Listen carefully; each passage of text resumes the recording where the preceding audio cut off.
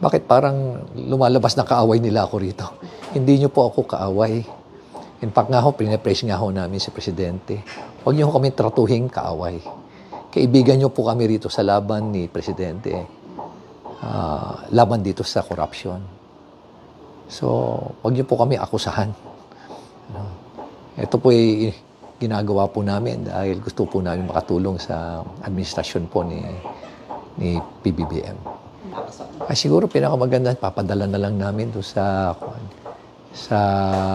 opisina na lang niya yung mga hawak namin dokumento. I-consolidate na lang namin kung ganun pala. Pero sana mayroon investigating body na para hindi na namin nagagambala si Presidente. Ang daming trabaho ng ating Presidente. Ang importante rito ay mayroong investigating body. Kasi kung mga membro ng Kongreso, hindi naman sila hindi naman sila investigador.